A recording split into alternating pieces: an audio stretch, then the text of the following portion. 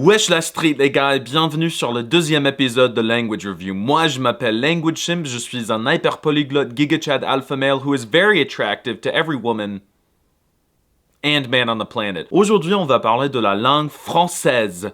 Language Review is a series where I go through the languages of the world and review them, sort of like a film critic or a video game reviewer, but for languages, specifically from the perspective of a language learner. I'll discuss who speaks them, their grammar, their difficulty, and tons of other stuff before finally giving them an official Language Simp certified rating on the Simp scale. If you enjoy this video, be sure to give it a like and let me know in the comments which language you'd like me to review next. Without further ado, c'est parti.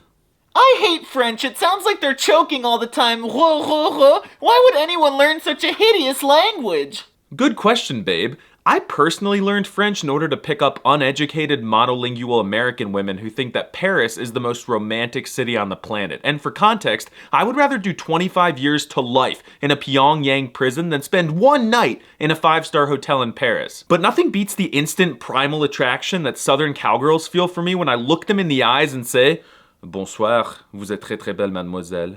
I've noticed that people either love French and think it's the most beautiful and romantic language in the universe, or they hate it and think it's the most awful and disgusting combination of sounds that a human being could possibly produce. However, moi je dirais que ça dépend de l'accent. Just like the evil British Empire, France also brutally colonized every continent and spread their language. While this is undeniably a historical tragedy, the bright side is that they left tons of DLC for the French learner to unlock. After colonization and the ravaging of Europe, the most notable French-speaking places today are France, Switzerland, Belgium, Quebec, and roughly 100% of Africa. And each of these places has its own unique way of speaking. First, you've got France, which has a ton of regional accents, but I'll focus on the famous and standard Parisian accent, which honestly sounds like a bunch of poor people got together in a baguette store and tried to invent an accent that is as sophisticated as possible in order to boost tourism and sell the illusion that they're rich and classy. Then you've got the Swiss who are actually rich, but pretty much sound the same. They just speak 50% slower.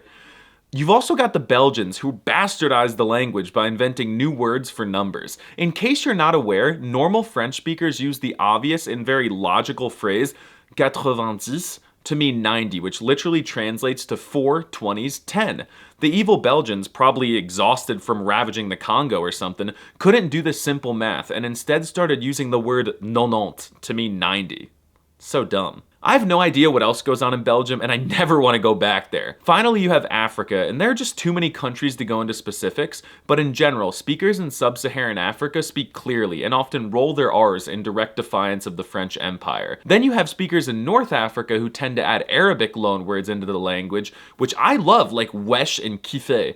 Even the French youth started using these words, which pisses off l'Académie Française, which is a government body in France that attempts to control what words are allowed in the language. But if I were president of France, I would take over l'Académie Française and personally add thousands of Arabic words into the French dictionary. When Moroccans, Tunisians, and especially Algerians speak French, it warms my heart. I even once e-dated an Algerian woman from the small desert town of Tit, and I miss her dearly, so Kijiji, si tu regardes cette vidéo, tu me manques, wesh. 1, 2, 3, vive l'Algérie! Wait, what about Quebec, babe? I heard Quebecois French is really beautiful. Oh god, avant de parler de l'accent québécois, j'aimerais remercier Speakly, who is the sponsor for today's video. I think Speakly is one of the only language learning platforms that can actually speed up your learning. I personally hate when language learners waste their time memorizing useless and uncommon words like khaki overalls and tapioca pudding in their target language. This is exactly why I started using Speakly, a resource created by 2 hyperpolyglot gigachads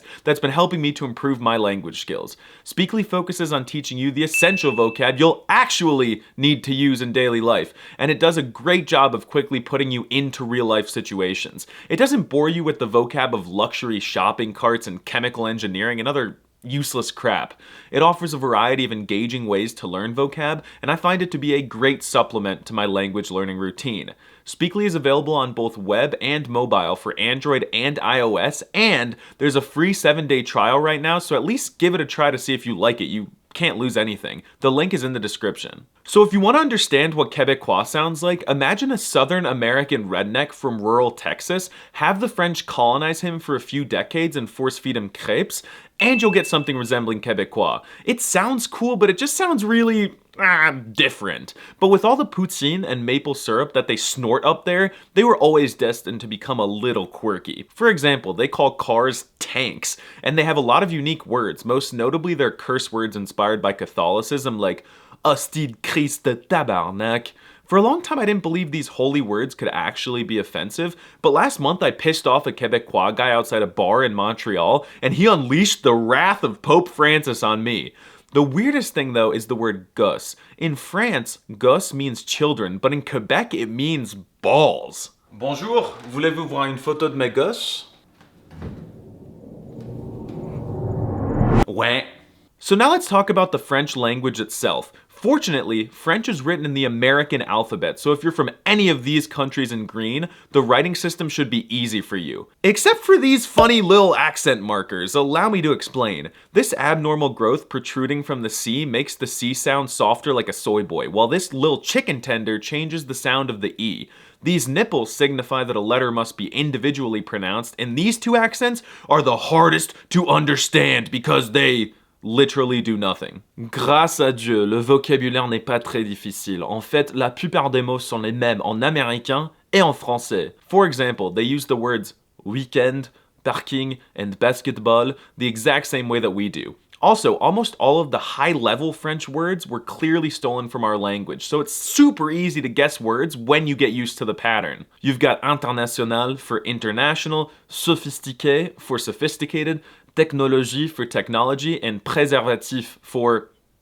Wait, that one means condom. Anyway, you get the point. The smaller words in French are where the true difficulty lies. All of the starter words you'll encounter in the tutorial are unique and sometimes confusing to use. Of course, you have the pronouns which are pretty straightforward, like je, tu, and vous, but these other pronouns, I and en, took me 3 years.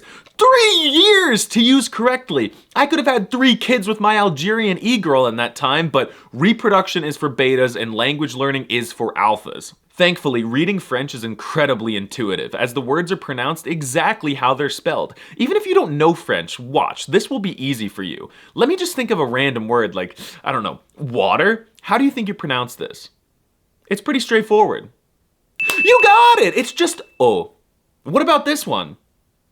Well, right again! It's k. Okay, so maybe there are a ton of silent letters that make no sense, but I promise you'll learn the rules over time. At least the grammar isn't too bad. There are 2 genders, masculine and feminine, which makes sense because obviously a chair is a woman and a pillow is a man. Then you've got the verb conjugations, which I actually think are some of the easiest in any language I've studied. If I want to say I eat, it's the simple je mange. And if I want to say you, he, she, it, or they eat, the verb spelling does change, but they're all still pronounced mange. People often complain about these silent letters that are hard to remember, but I learned languages to speak languages and shock locals, not to read them like a nerd, so French is easier than Mexican in my opinion, where you actually have to pronounce all the endings. But you do still have to say things correctly. French is hard to pronounce with an abundance of nasal sounds like and ein if you're in Quebec. You'll get them over time, but a shortcut is to imagine that you're a Minecraft villager and maybe plug your nose so you sound native. Fin, je suis natif. One of the other things that French learners fear is the most infamous French R, specifically the r in words like très, trop, and trois. I've watched countless videos trying to explain how to emulate the sound, and I often see the gurus giving the most batshit insane advice. They say that you've got to stick a popsicle or a dead rat down your throat while trying to vomit, or that you have to hang upside down with an ice cube in your underwear while purring like a cat. Ruff, ruff, ruff. But aside from helping me realize that I'm a furry, these strategies were not useful at all. This r noise often prevents monolingual betas from having the confidence to speak French, which infuriates me because even if you say tre, tro, and tra, I promise that French people will still understand you. They might pretend like they don't if you're in Paris, but that's your fault for going to Paris. Keep in mind that French people often speak American like this. There are free things in the drawer, so I think they should be able to suck it up and deal with a foreign accent. Now it's time to talk about the shock factor. How will native French speakers react to you speaking their language as a foreigner? A lot of people learn French, so they won't exactly hit Fortnite dances or spontaneously combust, but they will still generally have a positive reaction. However, this largely depends on your competence in the language. If you're a beginner and you walk up to a Parisian and say, "Bonjour, monsieur," they might throw you off the Eiffel Tower or put you in a headlock and lock you into the catacombs forever. But if you speak well enough to hold a conversation with an excusable accent, they'll probably maybe treat you like a human being? And if they don't, just troll them by saying, "Macron démission, les États-Unis vous ont sauvé la vie pendant la Seconde Guerre mondiale." Yeah, honestly, if you're looking to shock locals and get Shalma level reactions, French is probably not the language for you. I was once robbed in Paris and I was explaining what happened to the police officer, and despite my clear distress in the moment, the cop still was visibly irritated and corrected me every time I made a minor mistake, but c'est la vie. There's so much more to unpack here, but the video is long enough, so it's time to give the French language an official language certified rating on the Simp scale. On a scale of dog water to gigachad, I place French firmly in the gigachad tier. I learned this language for a reason. Je la kiffe. It was my gateway drug into learning languages, and nothing makes me happier than trolling French people online. If you enjoyed the video, be sure to subscribe and consider supporting me on Patreon for language learning tips and tricks. Let me know in the comments what language you'd like me to review next. Au revoir, Shoshana.